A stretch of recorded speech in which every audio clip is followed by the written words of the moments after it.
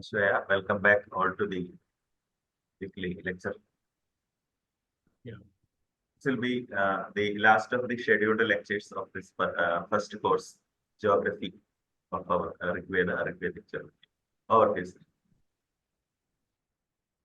Yes. Welcome to the final lecture of the Ṛgvedic geography. So we have almost covered everything. Around 99% of the course. Even yesterday, we have corroborated the evidences that we have collected from the analysis of the Ṛgveda and joint analysis of the Ṛgveda and intersection information available in the two itihasas, that is Ramayana and Mahabharata. So if you read my book, Rivers of Ṛgveda, you will see a lot of references I'm making with Ramayana and the Mahabharata. More on Ramayana and more of the reference to Mahabharata and very important references from Ramayana. So all the three books which I am writing in a series, like Rivers of Ṛgveda focused on the Ṛgveda, Geography of Ramayana focused on the Ramayana, both of them already published. And the third book, that is Geography of Ramayana, which is published next month, that is January of 2024. They actually focus on the same chronological period of Ṛgveda and the Itihasa. So we call it Vedic period, the Ṛgvedic period to be precise, and Aitihasic period, which is divided into Rama era and the Pandava era. So that is the topic of this trilogy. And when I focus on the rivers of Ṛgveda or the Ṛgvedic geography, automatically there is an intersection of information from Ramayana and the Mahabharata. And anybody reading the book, you will see chapters focusing on Sri Rama or focusing on Shantanu or the Pandavas, etc. in even the first book itself. And the same is the scenario when you are in the geography of Ramayana.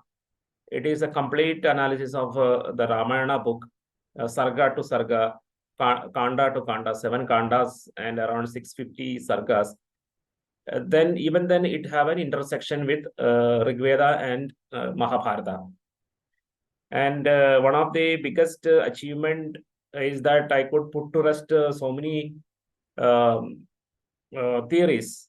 I mean, theories can be right or wrong, and the people who create the theories are not having any hidden agenda in most cases. But some theories say that Ramayana is later to Mahabharata, etc. Some people do it innocently based on certain analysis of the classical literature, the kind of literature that is used in Ramayana. The Sanskritam is a little more later in nature. Sanskritam of Ramayana is later. Somewhat later evolution, Sanskritam is used in Ramayana compared to Mahabharata or Ṛgveda. So they innocently say that Ramayana is authored later to Mahabharata. But based on my analysis of the three books, that is Ṛgveda, Ramayana, and Mahabharata, I was able to put to rest that no, that is not the case. Rama certainly have a precedence being mentioned in the Mahabharata, and along with the Rama has a precedence compared to the Pandavas, because Rama is mentioned in the Ṛgveda in the 10th mandala, and that is an irrefutable evidence of the ancientness of Sri Rama. So that you can put to rest all these theories about language, because language, to be precise, both the Ramayana and Mahabharata have got re-rendered, because it has been transmitted for 4,000 years. I mean, approximately, or 4,000 or 3,500 years, because we position the Rama's date 1940 BC. So from 1940 BC to today, we have very close to 4,000 years, maybe 3,900 years. So in this long duration, it has got re-rendered. So maybe the last re-rendering, the Sanskritam is a little bit younger in nature, because it is oral transmission. It is not some books that is written.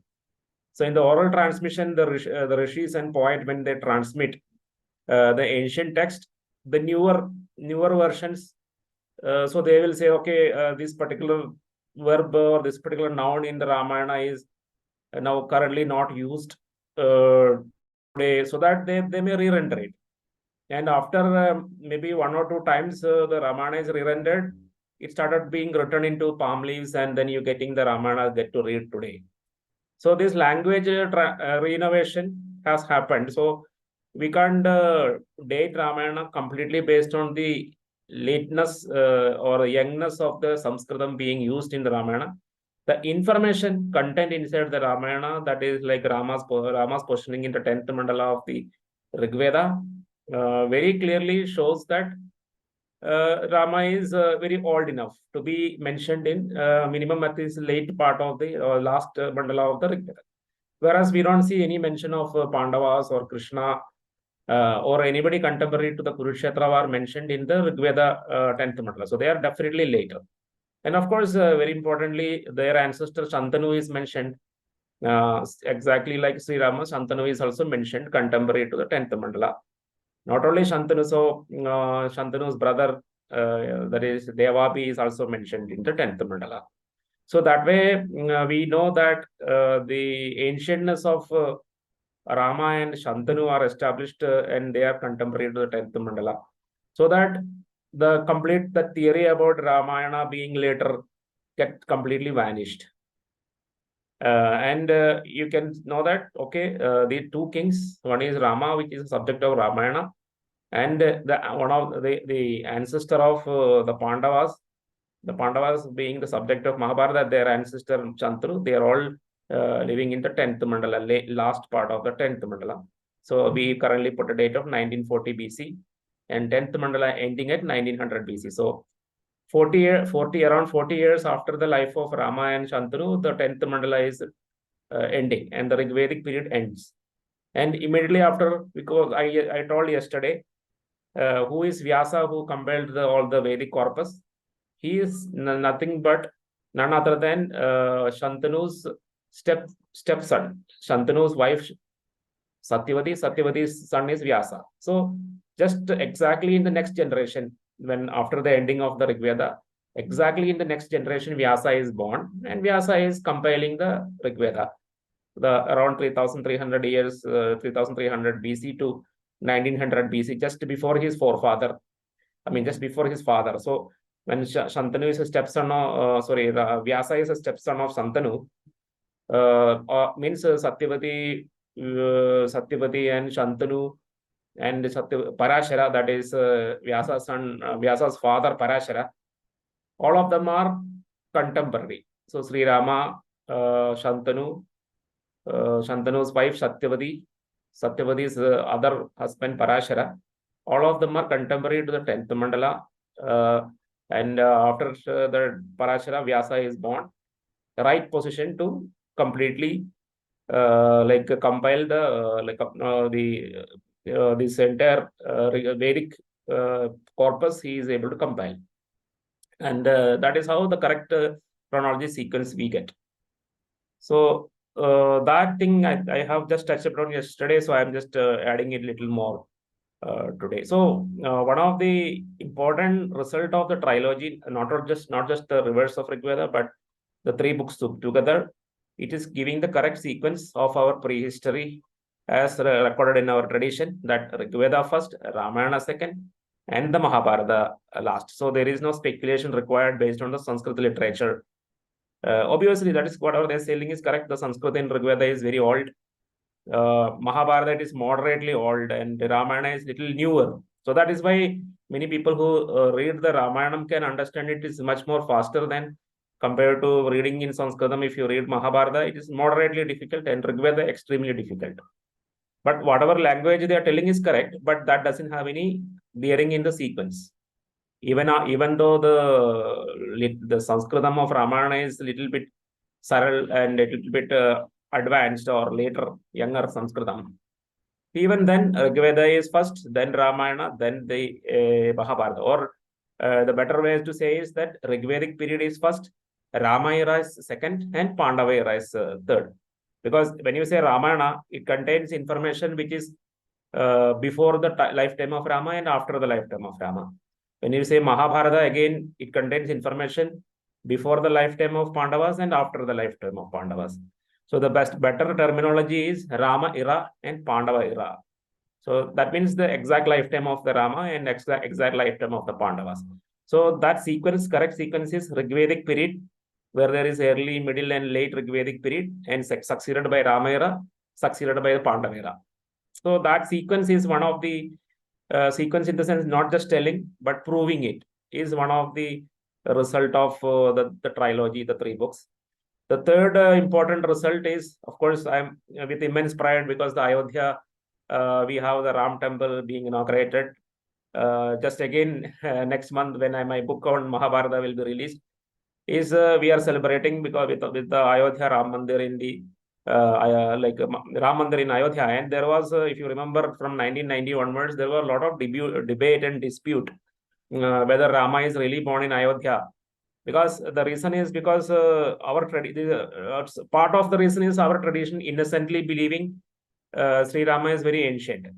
So then some of the researchers who are also again innocent, they say if your Rama is very ancient, then he should be in some Harappan city, because Harappan cities are there in 3000 BC.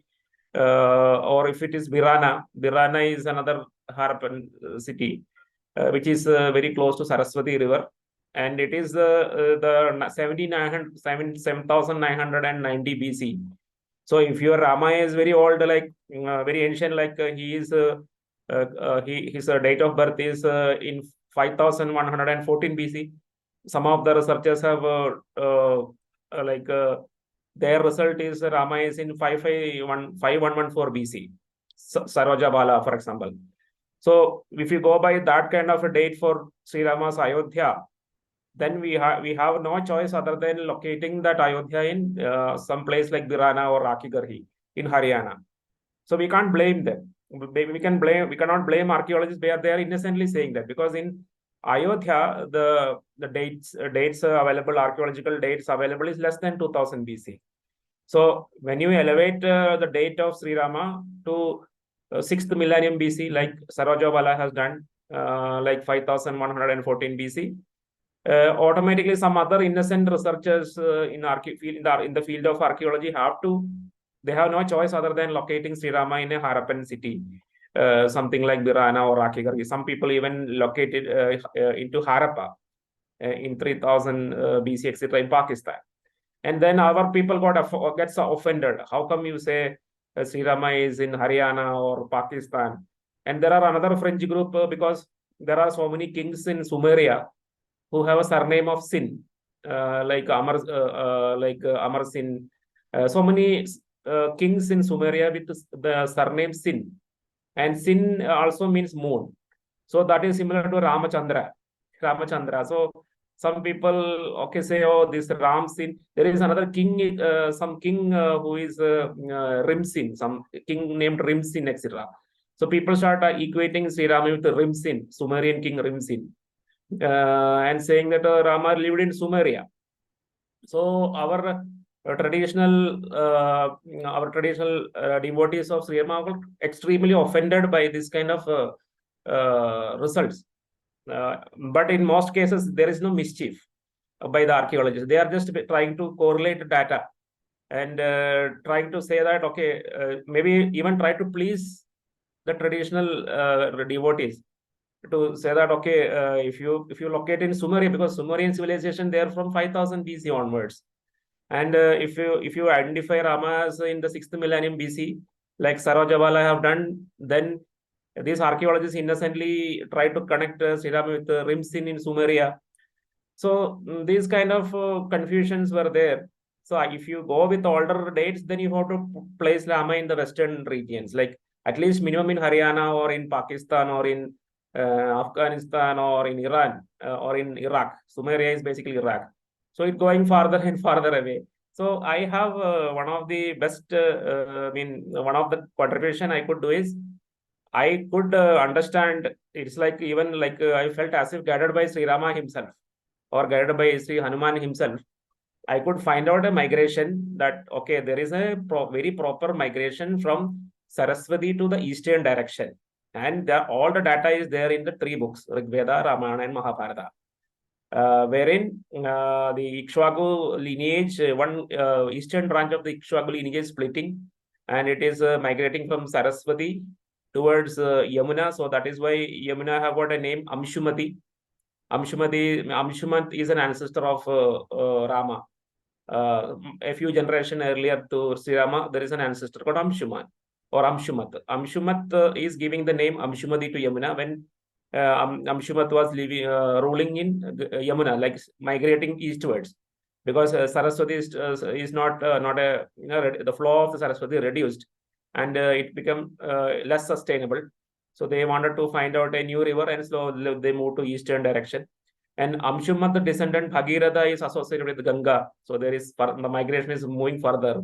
And then subsequently you get Gomati river, that is a tributary of Ganga. And finally you get to see they went further, and then they discovered another river of another tributary of Ganga, and named it Sarayu. And then almost around 2000 BC, it was around 2000 BC, comparatively later compared to the Harappan. The Birana is compared to the Birana, it is very young site. But in around 2000 BC, they reached the Sarayu river, or they reached the tributary of the Ganga and named it Sarayu. And then automatically the Ayodhya city sprang up there. And that Ayodhya city, which is less than 2000, around 2019, around 1950 BC, or maybe the archaeology have some variation. So between 1750 BC to 2000 BC, the 200 to 50 years of variation is natural in that archaeological records, because they have to take little more deeper, or there are errors in the archaeological date. A few centuries here and there is all natural. So then you can actually correctly say that, okay, the three generations, Aja, Dasharatha, and Sri Rama, they were ruling from the new city Ayodhya, which is later than 2000 BC. And that correctly corroborate with archaeological records. So then you have this is like a very meticulous research which is giving you, corroborating and supporting you that Sri Rama's city of Ayodhya is indeed the city in Uttar Pradesh, the Ayodhya city in Uttar Pradesh. The migration, eastward migration from Saraswati, the Ikshwakus, eastern migration from Saraswati to Ayodhya supported. Archaeology is supporting it with some gap that is mitigatable. And everything else is supporting. So then, just like the sequencing of the books, that is Ṛgveda, Ramayana, and Mahabharata, or Ṛgveda, Ramayana, and Pandavara is getting correct in my research. Similarly, I am also getting correct the Ayodhya city, which is located in the Uttar Pradesh along the Sarayu river, also correctly. I don't have to now. I don't need to speculate, or I can completely discard any kind of speculation that Ayodhya is in Haryana or Pakistan or Iran or in Iraq. All kinds of things are settled. This is our crisp summary of all the Ṛgvedic rivers. So there are 32 rivers in the entire Ṛgveda. We have seen it. Of course, there are more than that, more than 40 the hydro names or river names. But unique rivers, if you count, it will be around 32 rivers. That will be in total. So that you can see here, 32 river. There's Shifa here. I think it is visible. The Shifa river also. So total 32 rivers. Shifa is the river of Delhi. So everything included. There are 32 rivers that we can see here, starting with Apaya, Saraswati, Hariyutya, Yavyavati, Yamuna, Ganga, Sudutri, Vipash, Parushni, Sikni, Vibali, Vitasta, Marukrita, Sarayu, Arjigiya, Sushoma, Sindhu, Tupha, Suvastu, Gauri, Ashmanvadi, and Prumu, Mehatnu, Gomadi, Anitapa, Shvetayavari, Sushartu, Trishchama, Shilamavati, Urnavati, Sarabas, and Shifa. So this is the kind of crisp summary or the cream of the entire geography of Ṛgveda. And yesterday we also seen if you plot all these rivers, 32 rivers in a map of India, you will get the geographical span of the Ṛgveda is almost identical with the mature Harappan phase. In the mature Harappan phase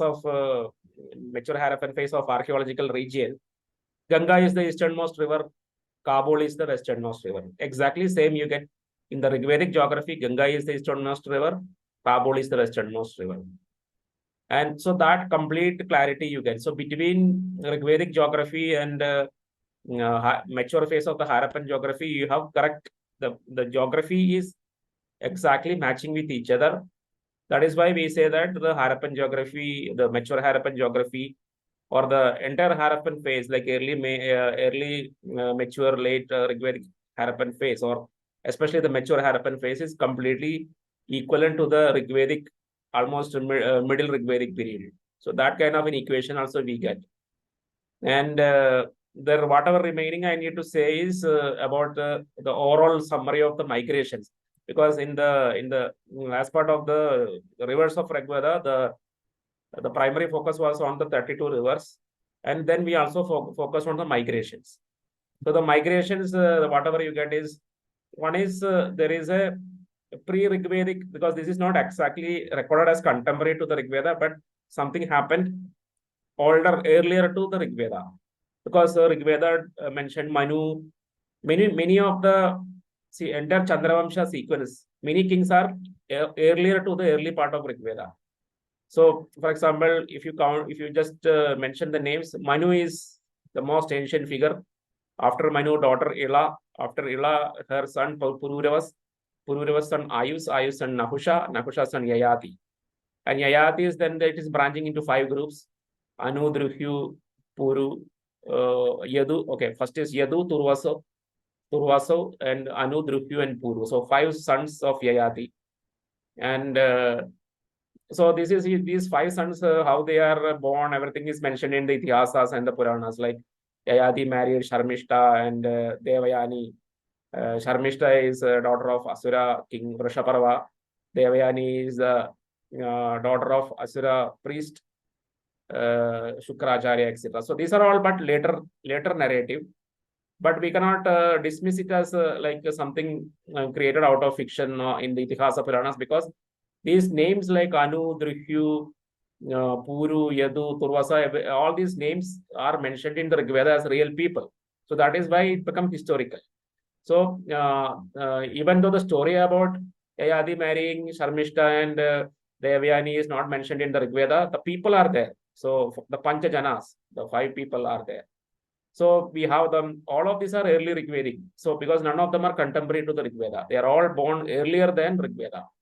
And then now in the 5 tribes, 5 clans, the Puru clan produced the Bharata lineage.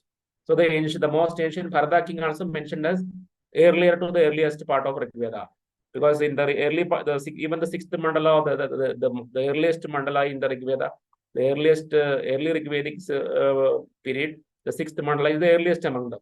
Earliest means 6th mandala have 3 mandalas. 6th early Rigveda have 3 mandalas, like 6, 3, and 7. Out of which 6th mandala is the oldest. Even in the oldest 6th mandala, Bharata is mentioned as an ancient king. So even in that Chandravamsha lineage, Bharata himself is very ancient and lived before the early Rigvedic period. And we are counting the early Rigvedic period from 3300 BC, which means that the king Bharata, who gave the name for this country, was born older than 3300 BC. So when it is exactly, we don't have any, he could be born in 4000 BC or some other period, but it is reasonable to estimate that Bharata is born in 4000 BC. So that ancient king is that much old, earlier than the early Rigvedic period. So, all these informations are earlier. So in that we get a hint about the pre-Rigvedic migration, and that one of the migration which we got hint is a migration from the Gujarat ocean region towards this Haryana. So there is a migration that occurred from Gujarat to Haryana. And if I make it simple, there was a migration from Gujarat to Haryana. That is a very early migration, which happened much earlier, many millennia before the earliest Rigveda authored. And this information is found in the early Rigvedic period about people, some people coming from the sea. It is mentioned as chapter on Samudra. If somebody want to know, in the book Rivers of Rigveda, in the chapter about Samudra, there is a reference in the early Rigveda about the people coming from the sea. So those are the people. That is what the hint we got about the migration from the ocean. And that migration typically happened along the Saraswati River, because Saraswati River was in its, it was a mighty big river at that time, because there was not dry up. We are talking about very ancient period. earlier than earlier Rig Vedas also. This was a supermassive river, Saraswati, and Sindhu also was there. So along these rivers, the people migrated northward from the ocean. And we know that this ocean is mentioned in the Puranas as the Milky Way, sorry, the Milky Ocean or Kshira Sagara. And the Dwaraka island was located inside this particular ocean, the Dholavira island. That also we have discussed. So this is why this particular Kshira Sagara, in their memory, it is a very sacrosanct. And even when they mentioned Vishnu is residing in the Kshira Sagara, inside the Kshira Sagara, they mentioned. All these things is because this region is very ancient, sacred, even ancient than Kurukshetra. But Kurukshetra or Varaprithivya became prominent after this migration. So people who migrated in the northern direction along Saraswati and Sindhu, and those who migrated along Saraswati settled in this along the banks of Saraswati. And they are we call them as Manu people. So Manu, of course, in our Itihasa Vedas, including Vedas, Itihasas and Puranas, Manu is often mentioned as a single individual.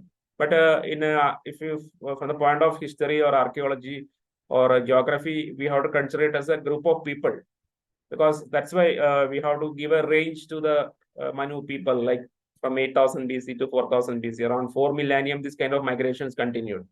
And our tradition used the term Manu because to tell that this is that ancient, one of that ancient person who has migrated from the ocean and settled in Kurukshetra. So there will be so many number of them, and there will not be any.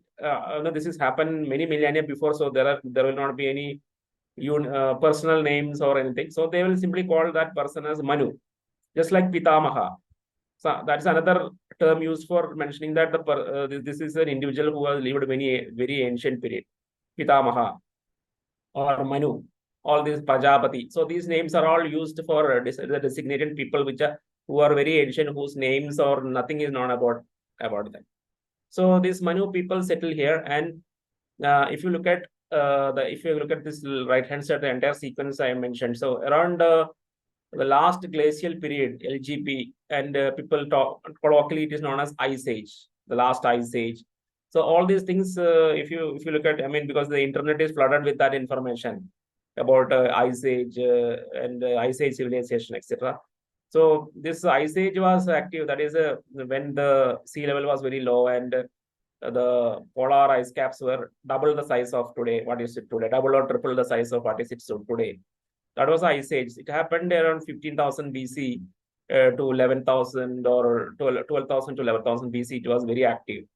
The whatever temperature that we are now facing, it is a very recent phenomena. During the Ice Age, even in southern India, like in Kerala, also the temperature will be something like 15 degrees Celsius, something very cool. So that was the Ice Age. And then the ice started melting, and then the entire ocean, the water level increased, and floods came, all these things. But currently we got a very interesting date of 19700 BC as the terminal point of the last Ice Age.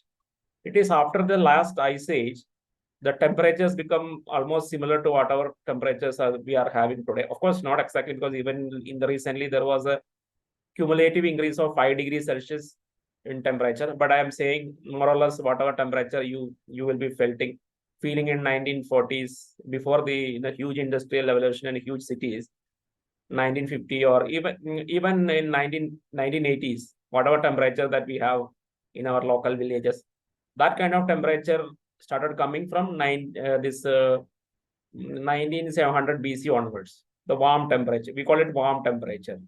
So ice, everything melted. And so there is an interesting paper that came wherein say that this is 19700 BC is like a approximation, like 19700 BC is like it's an approximation of centuries. So 19700 BC could be 19800 BC also. But some unique dates like 19 not to have emerged, because there was a comet impact on this particular exactly in this year 1902. And because of the cometic event, there was a gradual decrease in the temperature, and gradually the whatever glaciers were there, they were slowly melting, and the rivers were forming. But it was like very, very difficult to recognize by a human eye, because it happens in a matter of decades. Very slow process. Similarly, sea level rise. the people say sea level started rising from 1900, 19,000, 9,000 BC, etc. But sea level rise is a gradual process. Nobody will even notice it. So in order to have a dramatic event, something dramatic has to happen. And that kind of an event happened in 1902, which is like a comet impact. One comet impacted the, very large comet came and impacted. As a result of it, there was a sudden, like when you comet impact, a lot of things happen. Tsunamis will be there. A sudden rise in temperature will be there. So whatever gradually happening, like slow melting of ice in a matter of decades, suddenly there will be a dramatic increase in the temperature, etc. And suddenly there will be, like for example, the rivers like this Parishni or Sududri, Parishni, Asukni, Asikni, Vitasta. All these rivers are coming from the Himalayas, snow-covered Himalayas, and they are all locked up in glaciers, snow and glaciers.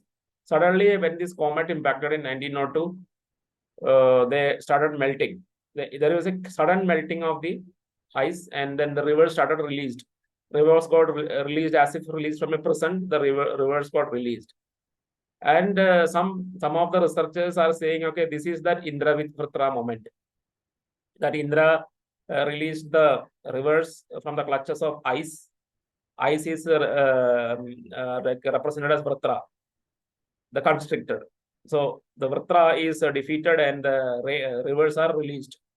So of course, this is a kind of a very interesting conjecture, the interesting theory, and we don't mind it because this is aligned with our chronology. So we have there is a, I'm just giving an information, and there is a come up with an exact year of collaborating with the Indravratra event, etc. And then of course the great floods. So it's now again all the cultures have the stories about great flood, including Bible. And even Sumerian, Mesopotamian civilizations, Bharatiya civilization, the Manu is like rescuing people from great flood. So that is also the, there was a series of floods in oceans and even in the rivers like Saraswati also there were floods. So that kind of events happened between 9,700 to 8,000 BC period. Around 700 years were completely floods are happening here and there. So these are the kind of periods in which the story about floods started emerging. So every culture have a memory of escaping from the flood, either from an ocean, either from seashore or from river banks. They were escaping from the floods. So that kind of story started emerging. That the events which are responsible for those stories happened in around 9,700 to 8,000 BC period. And then by that time, like of course, the Manu, this migration, everything is completed during this period. That is 19,700 to 8,000 BC. Large number of people migrated from the ocean and then reached the Saraswati, etc. So we are also in our books we are mentioning the settlements like Birana started emerging. You can see 8,000 BC here, where the period of great flood. 19,700 to 9,700 to 8,000 BC, there is a great flood happening, and then Birana started springing up in 7,990 BC. One of our oldest settlement in the Haryana region along Saraswati, that is emerging. And we have the two places associated with Manu and Ila, that is very close to Birana. So this entire Birana, Manusha, Ilaspada region, all of them along Saraswati is here. This is along the Saraswati in Haryana along Saraswati.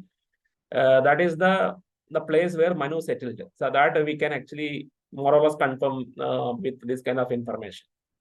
And then we have another culture called the pre-Harappan Hakraware culture, which many people are not aware. Everybody is talking about IVC Harappan culture, but there is a culture like by the name Hakraware culture, which is more ancient than the Indus Valley culture or the Sindhu. So this whatever we call as Harappan culture, or we have recently named it as Saraswati Sindhu Narmada civilization culture. There was one more culture older than that culture, that is the Hakraware culture. And you will be surprised where it is located. It is located along Saraswati River itself. So this culture was active in this 8th millennium BC onwards. That is from 8,000 BC downwards, this culture was active. And this red line or red circle I am shown, this is where the that culture existed. So some of the descendants of Manu I connect with that is Ikshwaku lineage. I connect with the Hakraware culture, because Hakraware culture is even ancient than the early, mid, late Harappan phases. Early phase of Harappan is 3300 BC, and mid phase of Harappan is 2600 BC, and late phase of Harappan is from 1900 BC. But Hakraware culture is older than that, any of these phases. And Hakraware culture, that is pre-Harappan Hakraware culture, is located in like just to the southwest of Saraswati up to this point. So this entire Saraswati region, which we in our book we identified as an ancestral Sarayu, because Saraswati is also ancestral Sarayu. It is in this region that this Hakraware culture is existing from 8000 BC onwards, towards to somewhere around early Harappan period, like 3300 BC. So this is the place I identified with the Ikshwakus, the original seat of Ikshwakus, because that is why in our Itihasa Puranas this memory is recorded. That is why they are tempted to locate Ikshwakus as older than the Bharatas, and even Rama as living one yuga earlier than Pandavas. All these things are because of the memory that they have a memory that Ikshwakus are older than other lineages, like what do you call it? The Aila lineage. The Aila lineage is the descendant of Ila. So Manu generated two lineages. As per the Itihasa Puranas, the Manu's son Ikshwaku generated the Ikshwaku lineage. Manu's daughter Ila generated the Aila lineage. And Aila lineage is also called Chandravamsha. And Ikshwaku lineage is also called Suryavamsha. And Suryavamsha is definitely older than Chandravamsha, or Ikshwaku lineage is older than the Aila lineage. They settled before, and there was just like in the Ṛgveda, we have traced the migration pattern of the Bharatas.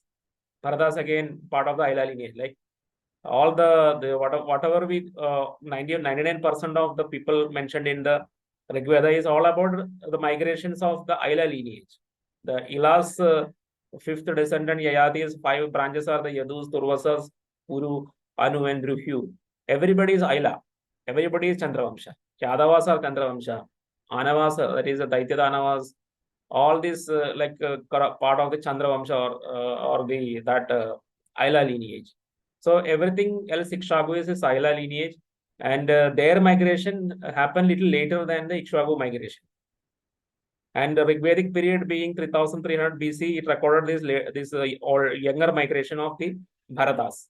So what we are seeing in Ṛgveda is basically the migration of Bharatas from east to west, like starting from this Ganga, Yamuna, Saraswati region, moving to Vipas, Sududri, that is Bihar Satluj region in Punjab. From Punjab, moving towards the western side of Pakistan along Sindhu, and then going to Afghanistan. That entire sequence of migration got recorded into Ṛgveda. But what I am saying is, before this entire migration happened, the same kind of migration was done by Ikshwakus. So they have already spread into this whenever this Bharata people step by step migrated and reached Sarayu, they already saw the Ikshwakus living in this Sarayu region. That is because there was a westward migration. So the ancestral Ikshwakus were living in the Hakraware culture region, starting from 8000 BC to around 4000 or 3300 BC. They were living there. From there was a branch which migrated westward, and that is the western Ikshwakus. And they were migrating, like crossing Gomati, they reached Sarayu river here. So this migration of western Ikshwakus happened earlier, around 4000 BC, we can say, because already when because of the conflict with Sudas, Samvarana fled from Vara Prithivya and then migrated like this, crossing Parushni, Asikni. He reached this Sarayu Sindhu region, and he got asylum in the Western Ikshwaku territory. So they were living there before this even happened. All this even happened in early Ṛgvedic period. So even before early Ṛgvedic period, the westward migration of Ikshwakus from here already occurred. So they crossed Gomati and then reached Sarayu and settled there. And they, the contemporary kings who were contemporary, the kings, the Western Ikshvaku kings who were contemporary to Samvarana and Sudas were Purugutsa and Rasadasyu. Rasadasyu is the son, Purugutsa is the father. And those people were here. And of course, along the ancestral Sarayu, we have kings like Manthada, very ancient Ikshvaku king, and Sagara also having territory here. And Sagara's son Abshumat also here. All these are happening here.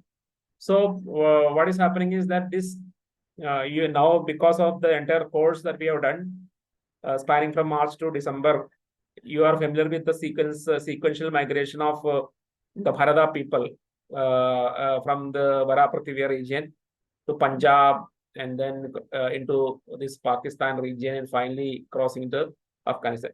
The entire thing already tried and tested by these Ikshvakus. And one more point I need to stress here is because the term Ikshvaku is a very late term, but we are identifying the people using that. So that the people should not mistake that the term Ikshvaku is a very ancient term. The term Ikshvaku came later. That term probably given by Bharatas themselves. Just like India or India is named by the Europeans. We ourselves were not calling us Indians in our Rigveda or Ramayana or Mahabharata, but later people coming and called us Indian. So similarly, the entire terminology Ikshvaku is a very young, very late, but the people were ancient. So they were ancient. So they were there like migrating. This was a kind of a migratory path, the migratory path where they followed, and they crossed Gomati, Mahatnu, Krumu, Kupha, and reached the Sarayu. They named because typically they name wherever their destination, they name it Sarayu. So they named it Sarayu, and like that, the eastern tributary of Sindhu, they named it Sarayu. And we know that this entire region, along with the Samvarana Bharata, his allies, the Anavas, that is the Battle of 10 King occurred in the Parushni River, right? So Sudas was the opponent, and the 10 other kings were the opposing Sudas. And the two major people who were fighting the Dasharajna battle, one is Samvarana Bharata, who is mentioned as Puru of scornful speech, and his friend Kavi Chayamana, who is an Anava leader. So both the Anavas and the Samvarana Bharatas migrated and got asylum in the Sarayu region. So there was a kind of a friendship, or maybe there's an alliance formed between the Western Ikshvakus, Samvarana Bharata, and the Anavas. And of course, this becomes a kind of a homeland for the Anavas, and we know the Anavas were the Avestan speakers. They later migrated to Iran and become Zoroastrian, and Persian language is the daughter language of Avestan. So these things we know.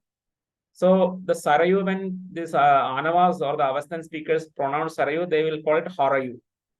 Harayu. So that Harayu, that U got dropped and it becomes Haro. And that is the current name of this river, Haro River. So that is how the Sarayu becomes Haro River in Pakistan. So primarily the pronunciation of the Avestan speakers that is being used here. So this is how the Ikshvakus are migrated. So that's what I mentioned, right? Like different kinds of migration. So the migration of the Western Ikshvakus happened.